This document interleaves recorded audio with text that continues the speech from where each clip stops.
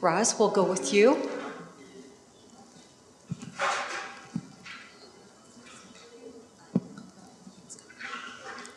Maybe if I move here. Oh, yeah, no, not a. Kojoyat kojoyashti. Not ani aji nahaz thala. Good morning again. Shady toward the conscience. Ado toward the chini a etahidin. Ado sinsakadni do. Ado be betotni. Ado tlogi. That's all. One clan subgroups. Ado bashichinigi e kapaha. Ado halsoi do tobajna aja e dashisha. Ado kia ani e dashiche do tsanabihni e dashinale. Ado tsnachini e shaalchini date. So you can see that I'm related to every single Navajo on Navajo land. So your assignment is to go learn about your subgroups. You don't have 4, you have all these other subgroups that are relations to you. Chichiltah, we're located over here by the Pueblo Zuni boundary. And our land in that area is very checkered. We have all kinds of land status. If you look at the map, you're going to see that there's Indian allotment, tribal trust, public lands, 91, 98 lands. You're going to see private lands, you're going to see state land. And we're all in a checkerboard pattern. So we are always in a difficult situation with INDOT. I want to bring that out first. But I want to start with our 4 priorities. Our 4 priorities were supported by a chapter resolution in 2021. We have a land use planning committee, a CLPC committee. We had a meeting, they pushed us to the planning meeting and to the chapter meeting, and it was supported by a chapter resolution 0610921. I have a copy here in my packet. So we have that. And our 4 priorities, number 1 is CR8. It's actually a county road, and it's actually a county maintained road. We have to know the difference between a county road with a right-of-way plus a county road maintenance road. They're not the same thing. So all the county does with a county maintained road is they blade the snow off that road. They have no right-of-way. There's no right-of-way in place. We have 27 roads in our community. Half of them are county maintained roads. We only have 1 county right-of-way road, which is County Road 6. County Road 8 is our number 1 road that we're bringing before you, INDOT staff. We want to make sure that we get this road moving forward. We got this road engineered by Jones and DeMille Engineering Company. They did all of the studies. I have copies of all of the studies that they did. And it was spearheaded by your former staff, Ms. Littleman. She was the one that was the contact person, and INDOT used FTE money for this project to get it to where it is right now. So there's all the studies, the hydraulic surveys, the centerline surveys, and the distance on this one, I think, was like 3 miles of road. So this road is located right off of the Pueblo Zuni boundary. So it's one of our remote roads that we have. The second road that we're talking about is N7015. That is called the Forest Road. This one has also been studied by the same consultants, and they've been out there back in 2019. Let me go back further. I think they were out there 2018, 19, and 20, and the road is incomplete. It was never finished. All of the studies are completed, the engineering, the center line survey, the hydraulic studies, and we all have a copy of the mapping, and it was by the same company that I just mentioned earlier. So that one is about 2 miles, 2 miles of road on tribal. This one is a tribal trust land. The first one is also on tribal trust, the one I just talked about at CR8. The third one is Bronco Road. Bronco Road is another county maintained road, and it is not, no, I'm sorry, let me take that back. Bronco Road is not maintained. It's one of the roads that serves about 7 homes, and this road needs construction.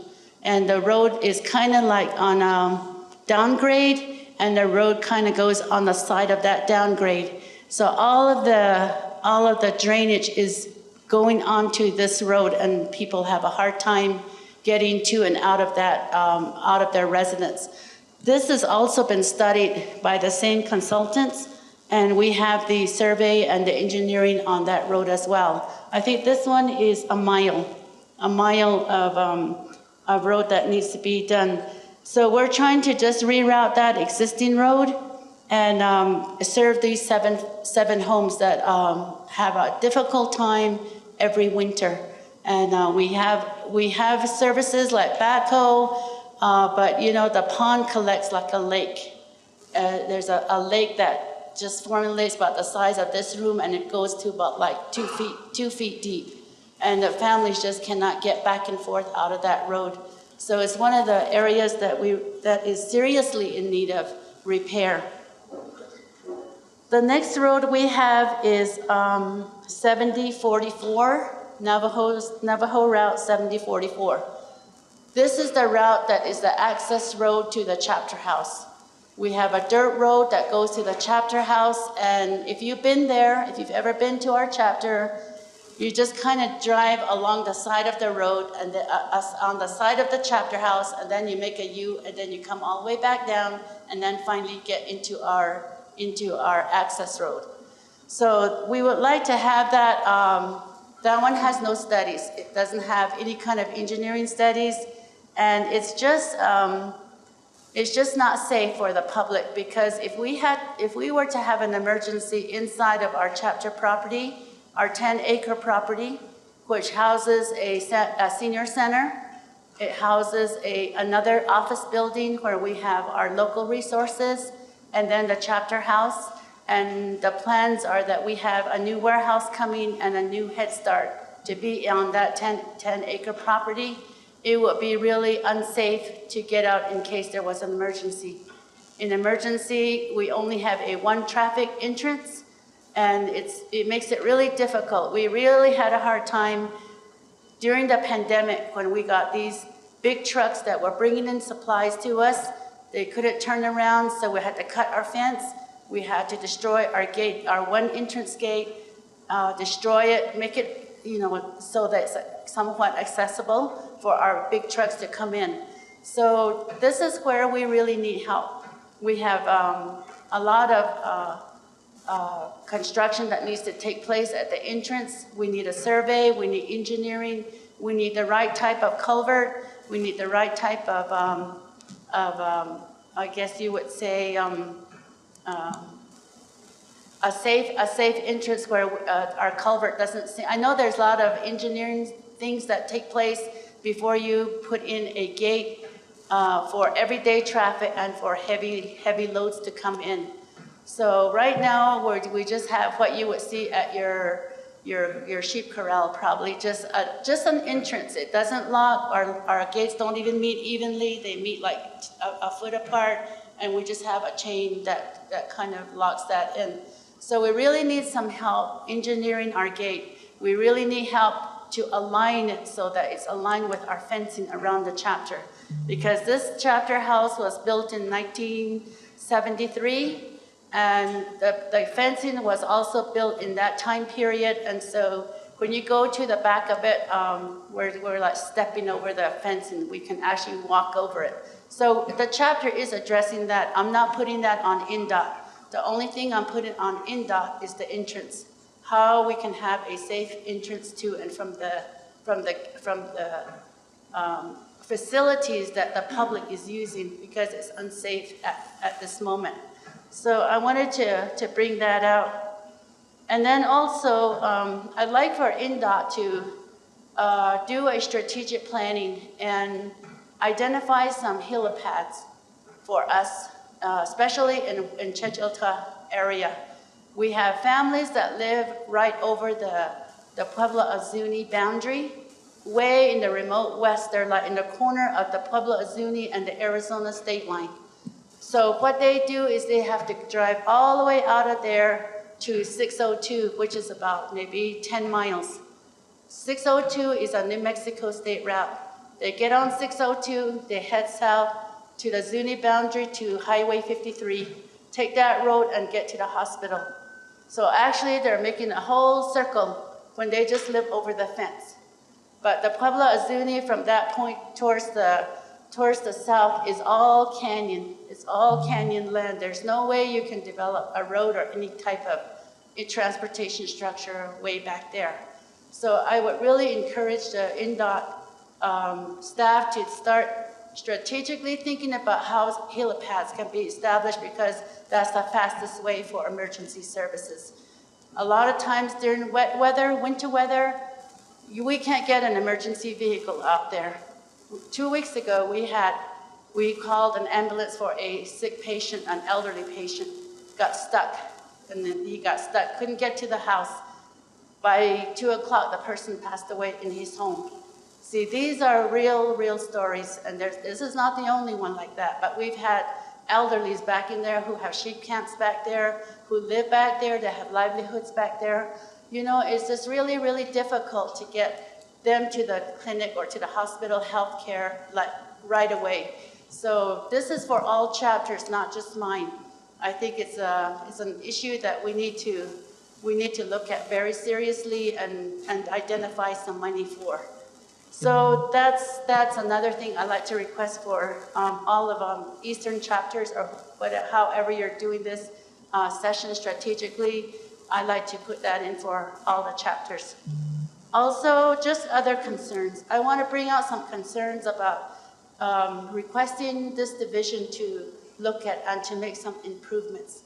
One of them is a 15-mile maintenance. You have that. Like I said, our area is very checkered. So we never see who is grading in our community. Ever since this was implemented from division, 15-mile maintenance, we never saw the operator. We never talked to the operator. We don't know where this operator goes in our community. The reason I say that is because, okay, this table might be in an allotment. This table might be a state land, and there's a family that lives back there on trust land. So what does this operator do? He has to pick up his blade over in an allotment because he doesn't have a consent to blade that. He doesn't have consent to blade the state land. So now he's in tribal trust land, and he has to drop his blade for about half a mile to get to wherever he's going. We don't know where he's at because he doesn't go to the homes. What is the definition of 15 miles? Is it just the main road? Is it just a road that comes here and goes all the way past this community? Is that how they're instructed? Or do they come and they blade here, kind of like into the person's driveway and then out? So the people start calling the chapter. We saw a grader out here. We saw a grader coming out this morning on our road, but they didn't blade our turnoff. They went to they just went on the other road. They didn't come to our turnoff and they didn't blade it. We don't know if that was INDOT. We don't know what his instruction is. We don't know what the operator is instructed to do. Because our land is so checkered, how are you going to blade from this road all the way to where this gentleman is sitting? And they're all different land status. State land out. They said, what is the Navajo Nation grader doing on my property? Somebody will call the chapter and say that. If you're going to blade, I want this blade to come into my turnoff, and I want them to go by my corral, and etc. So we get these calls, and it's really not safe to send your operator out there like that because he's in a vulnerable position to be even sued, even for your division to be sued by these private landowners, by these inland allotment owners. So I want to, for our community, I want us to have a good plan, a plan that's productive, a plan that's going to serve Navajo families on the right roads with the right consent. That's what we're asking on the 15 mile maintenance plan. Also, we need to get a full-time grader operator, full-time, not just for my chapter. This is going to be someone that will be working with Bahalin, Red Rock, Chichiltah, Manuelito, and I don't know about Seattle and Rock Springs because they're over the mountain and on the other side of I-40. But we need a full-time operator because we're at a 72,000 altitude. We have long winters, we have hard winters. We get snow that's like 18 inches at the most, like this past winter. And just to have just a chapter backhoe trying to sweep this road and that road, you have that whole south of Gallup looking for somebody. BIA will come in. They will only blade 2 roads. BIA 7045 road, which goes from 602 to my chapter. The other one is the Bahalin Road. I don't know the number to that, but it's a BIA road. That's the only 2 roads that they're going to clear, and it's a paved road. It's a main road. Now, if we have our own grader operator, which we do from Chichiltah, they go to the homes. Okay, they know where the people live. They know where the roads are. They know what land status they're in. So if we had one that's full-time, even now with the drought, we have to be doing some earth dam work. Is INDOT in that business? Is INDOT in the business of using your equipment to do earth dams? Is that a natural resources problem over there? Do they have equipment? Do they have an operator to do that? Because we need our earth dams cleaned out. And we have livestock owners, we have cattle, horses, sheep, and in some families they have llamas now. So the earth dams, but at the chapter level, our land use planning committees is saying, what about the earth dams? We have like 7 earth dams just in our community. And we want those cleared out and cleaned out before the monsoon sets in. So I want to just bring that as a question. Who is the responsible person for that? If we have a full-time operator, can the chapter pay this operator to do earth dams? I don't know. So this is something that you and I, we need to talk about, and if we need to bring in a third party, we need to do that. The other one is that we have a Navajo Nation Water Resources Sub-Office south of Gallup on 602. They have an office out there. They have a facility. They have 6 or 10 acres of land withdrawn for them, and you can park your equipment there. During the time that the chapter is not using its equipment, we park it there at the Water Resources Department. So they take care of the whole area there, the equipment, and we can park it there. So that's available if you need that. They're open just like any other Navajo Nation program. They're a sub-office to Water Resources, and they're out there right off of 602. So that's another one. I'd like to see some sort of a tri-party agreement. Because of our land status, I'd like to see a tri-party agreement between the county, the Water Resources, the Navajo INDOT, and McKinley County to see how we can keep these roads clear every winter because they're not clear. And because we've had incidences with certain emergencies and they were in a really critical situation, several families. A lot of the families, they transport their students to the highway now. None of the school buses go to the front door anymore. They don't do that because of the road conditions. So every school in our community, we have a BIA school, we have a McKinley County school, we have Head Start, They all bring their buses to a paved parking area, like along the paved road or on a school parking lot. That's where the parents have to drop their children off to get to school. They no longer go on these dirt roads anymore because it's just too rugged. And it's too deep, and and several of them are just breaking down. Their maintenance dollars are no longer there with the schools, and so they don't take the chance of taking their buses out there. So we have all these issues in Chichiltah, and south of Gallup, Chichiltah is the largest land-based area. We have the largest land base to the chapter. When you go south of Gallup, you'll see Red Rock chapter. Red Rock chapter probably is a diameter of maybe 20 miles. Right next to them is Bahalin. Their diameter is probably about 15 miles. From that point all the way to the Pueblo Azuni is our area. All the way from 602 to the Arizona state line is Chichiltah. So we have a huge area, and we cannot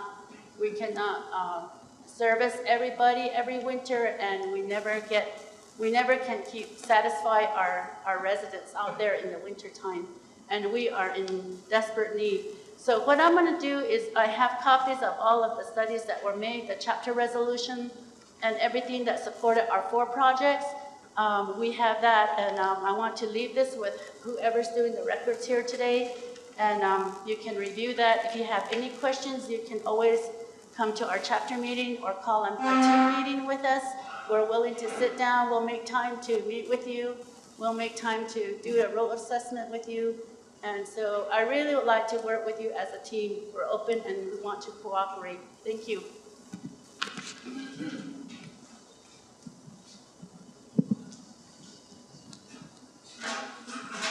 Thank you for your comment, Kahat. This beautiful country down Chichiltah in the mountains. A lot of elk, a lot of deer, good hunting out there. With our roads department, we really don't have a 15-mile plan out there because of the land status. We understand that. It's a lot of eastern is checkerboard, so there's a lot of issues out there with the land status.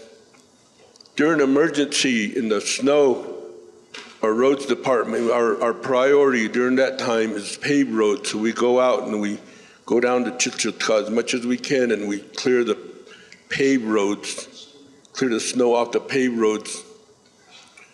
One thing we're restricted to, we use federal funds for blading earth roads. So if the earth road is not like have an N on it, like your N7044, I know that road. We get out there sometimes. If it does not have an N on it like that, we cannot blade it because we're spending federal dollars. We cannot spend federal dollars on non-federal roads. And without the turnouts and the home access, we don't do residential routes.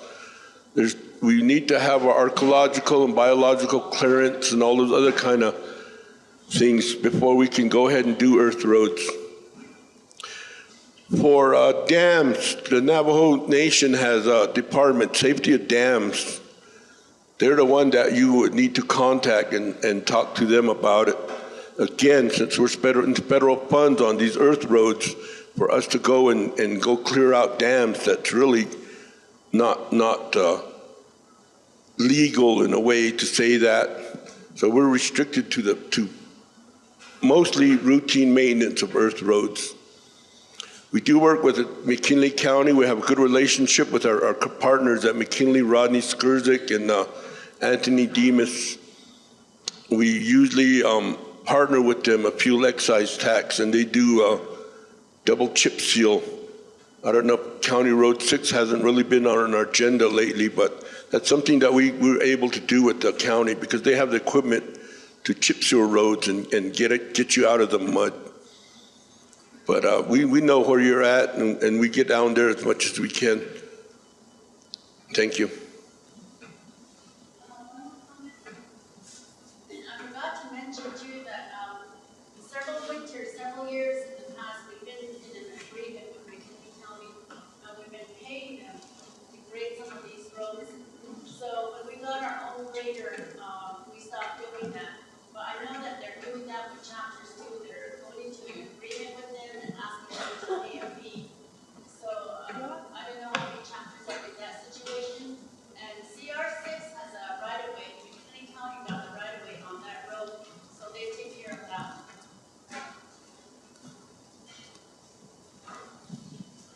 Yes, McKinley County, throughout the county, McKinley County, they blade 168 miles of earth roads.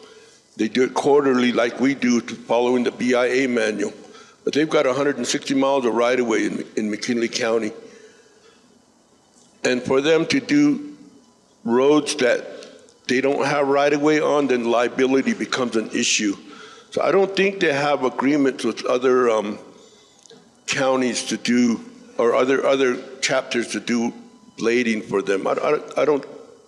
Haven't heard of that. During emergencies, they do go out and they blade non-county roads. We partner with them to get these roads back open when snow and emergency type situations. But I don't think the county partners with chapters.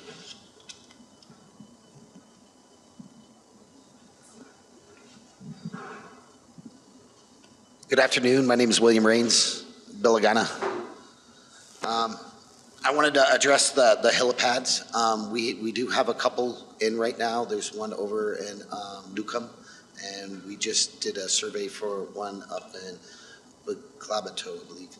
And we're addressing that. We want to be transparent as possible, find out areas like you suggested, that there's a huge canyon. It takes a long time to go around it, and people are in need over there. So that is definitely something that we'll look into. We're trying to establish it along main highways for safety concerns, such as like if there's a crash over by Newcomb, things like that, help out the communities by setting up these helipads. So we are in the works of that. And we'll work with you. I'll get in touch with you after the meeting today and address exactly the Latin long and see what we can find. Of course, we're going to have to designate some land, get it withdrawn, have chat with probably GLAD department and the land department as well, make sure that the clearances, maybe there's an area that already has these clearances. You said that you have 10 acres over on your chapter property. So it may be something right there because it's already has the ARC clearances and the bio clearances. But nevertheless, this is a concern of ours. We want to have something very close to each hospital and in these remote areas, such as you described. So thank you for that.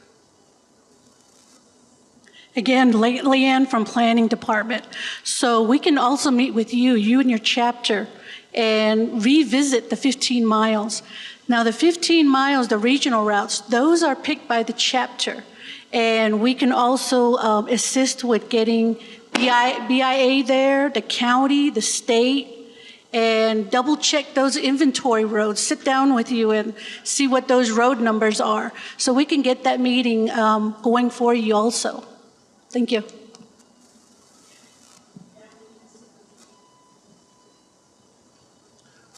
One of the things that I'm learning more and more on this is we really need to create a database that has all these right-of-way information in one place. Right now, it's all over, and right now we have a PCQ sitting with planning to create a records person. We're going to be shuffling around some space at our office, trying to archive all of that information so that we can have access to it, and chapters should have access to that information as well. The other one is on the road maintenance side of it. I think we need to have our operators get maps of the routes that are in their areas so they know exactly the land status of all of those ones. So we'll work with Jonah's section, the GIS section, so that operators are going to get there. We are restructuring the road maintenance, and there's going to be staff assigned to Bahale for that area. The total, I should have brought the maps with me, but I believe it's 456 miles from Bahale within that area that has school bus routes. That data is about 2 years old, so we need to update that information. So we're anchoring road maintenance sites, work sites, because the concern that's come to me is we're mainly housed out of Window Rock, and so it takes so long for our operators to get there.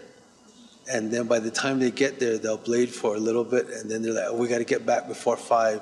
So we need to place the workers in the communities, and Bajalin is where the south of Gallup is going to be located, but that's going to service all the chapters in that area. Hopefully by the first part of June, we shall complete that. We shall have completed that transition and also begin to advertise for positions for those areas. And then the other one is we need to revisit all the agreements with the counties because not only are we giving counties money, but now you're telling me that chapters are giving counties money. Also, BIA has agreements with counties as well. So we're trying to gather all that data thing so that we can generate reports where we get the reports from them so that at the end of the year we produce a report that says these are the roads that were maintained this year and how we can do that a little bit better. So it's a record-keeping process, but also being able to have access to the data that's there, because each of the sections needs that access, but we need to have a good database where we can access all of the information from the right-of-way things. And I did ask that question when we met with Eastern BIA, Mr. Lester Sosie's shop. So we're going to be trying to gather all that data so that we have that available for us and for the chapters to access as well. That I'm anticipating about 1.5 years, 2 years to get done, but it's something that we need to start right now. All right.